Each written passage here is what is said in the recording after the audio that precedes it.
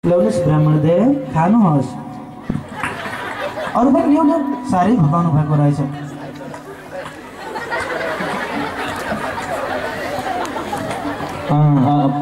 पुग्यो मित्र। कहाँ पुग्ने? यतिले पुग्छ? छोरा खानुहोस् त।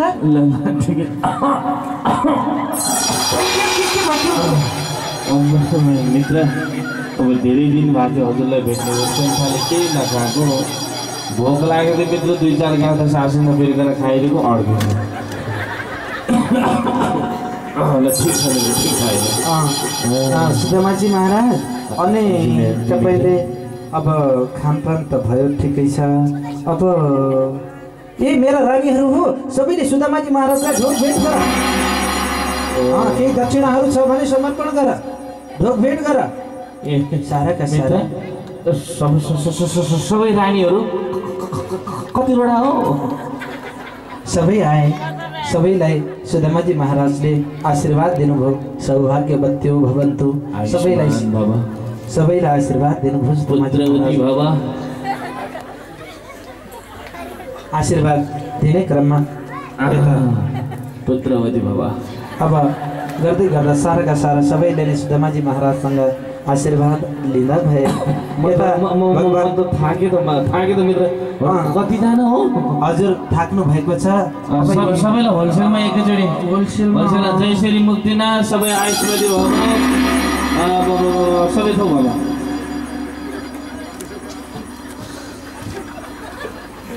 सुदामाजी महाराज, अब ठिकै छ, हजुरलाई सबैबाट भेट गराउन भनेको, तर हजुरले यस्तो प्रकारले अब आफू असक्षम भएको जानकारी दिनुभयो। सबैलाई आशीर्वाद त दिनुभयो नि।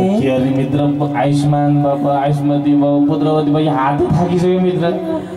सुदामाजी महाराज, हजुरको पाउ साह्रै थाकेको होला, मैले यसरी दबाई दिनु पर्यो। पर्दैन त्यस्तो नगर न। अनि भन्नुहोस् त, हजुरलाई कहिलेकाहीँ यो द्वारकामा छँदाखेरि के अरे गुरुकुलमा छँदाखेरिको कुरा याद आउँछ कि आउँदैन? हजुर कति निठोरी फेरि त्यही कुरा सम्झ। अनि एउटा कुरा नि मैले सोध्नै बिर्सेको, विवाह भयो कि नाइ? हजुरको विवाह भयो कि भएको छैन? विवाह त भइसक्यो नि मेरो। विवाह भइसक्यो। अनि बाजुलाई ल्याएर आउनु पर्दैन त? त्यो लानबाट कसले हेर्ने नि फेरि म अरू आयो भने त। अनि कमसे कम अरू नगरे तापनि बिहा गर्ने बेलामा त बोलाउन सकिन्छ नि। कति निठुरी भने हजुर, साह्रै निठुरी सुदामाजी महाराज। मित्र मलाई भन्नुहुन्छ अब यति धेरै बिहा गर्ने बेला एउटाको पनि निम्तो खान बोलाइदिनु। मेरो हामीले त त्यही एउटा सुशीला बिहा गरेछ, किचकिच गरिरहन्थ्यो खालि। त्यसको बिहे गर्ने बेलामा त आफूलाई अर्कै किसिमको उमङ्ग थियो, तपाईँलाई त भुसुकै फिर्छ। सुदामाजी महाराज, अब मेरो पनि त्यस्तै भयो। अब भयो त्यति सबै विवाह हतारमा भयो। कहिल्यै फुर्सद पाइएन, काम चपाउने निमन्त्रणा गर्ने केही पनि फुर्सद भएन। तर ठिकै छ, अब भाउजू नआए तापनि भाउजूले केही न केही त कसैले पठाउनु भएको होला।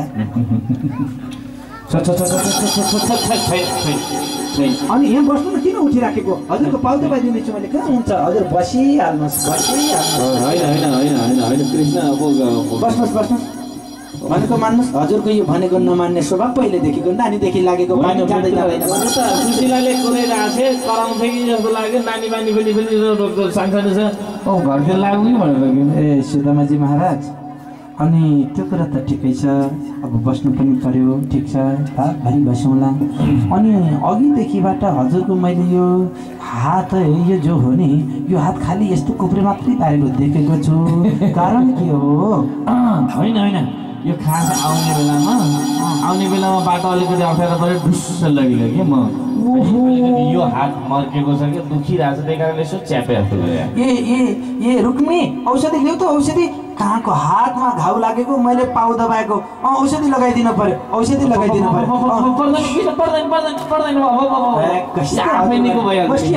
मैले जडीबुटी लाग्छ कि जडीबुटी लागेको भए पनि अथवा लडीबुटी लागेको भए पनि यहाँ बसिहाल्नुहोस्। ठिकै छ, कति जिद्दी हो, मभन्दा पनि जिद्दी। अब सुदामाजी महाराज, त हजुरको यहाँ काटेको छ, घाउ छ भन्नुभएको छ। अनि यो भाउजूले साँच्चै हो त भाउजूले साँच्चै हो त केही कसरी पठाउनु भएको छैन त? छैन त्यो भने अब यो ठिक 4 मुठी निका यत्रो मल मास यत्रो ठुलो मान्छेलाई खाने के दिने नदियो भने बेइज्जती लाग्दो भयो। सुदामाजी महाराज अझै पनि मलाई हेर्ने इच्छा छैन कि क्या हो? होइन भाउजूले केही पठाएको छैन। ठिकै छ। अनि नि हामीहरू गुरुकुलमा पढ्दाखेरि एक दिन जङ्गलमा गुरुजीले पठाएको कारणले गर्दा समिधा इत्यादि ल्याउनुको लागि गएको बेलामा त्यो घटना याद छ नि हजुरलाई? त्यो चना बारेर खाएको त्यो याद छ नि हजुरलाई? हो त सबैजना तपाईँ खानु भएको है? ए सुदामाजी हजुरको अनि त्यो पहिलेदेखिको बानी हो त्यो स्वभाव, कसैलाई नदेखिकन ट्याक्क आफूलाई भोक लाग्यो भने चाहिँ लुकेर कुटुर खाने अनि जाडोले गर्दा दाँत कटकटेको भनेर भन्ने। होइन किन सबै रानीहरूको अगाडि त यस्तो बेइज्जत नगर। अब भयो होइन ल त ठिकै छ। अनि त्यसो भए हजुरको यो हातमा लाग्यो घाउ चाहिँ हेर्नु पर्यो। अघिदेखिबाट यो एउटा सानो फुर्को देखिएको छ, यो कालो कालो फुर्को यो के भएको? यो यस्तो यो कालो कालोले बिहान हुँदैन नि घाउ लागेको बेलामा, त यो के रहेछ? यहाँ त यस्तो सामग्री राखेर ल्याउनु भएको रहेछ, यति राम्रो सुन्दर। अब यसलाई फुकाउनु पर्यो कि राख्नु भएको रहेछ। पक्का पनि भाउजूले पठाएको कोसेली होला यो, भाउजूले पठाएको कोसेली होला। ओहो यस्तो राम्रो चिज पठाउनु भएको। ए रुक्मिणी आदि रानीहरू अब म त खाइहाल्छु। कति मिठो हो, फेरि पनि खान्छु। यति मिठो मलाई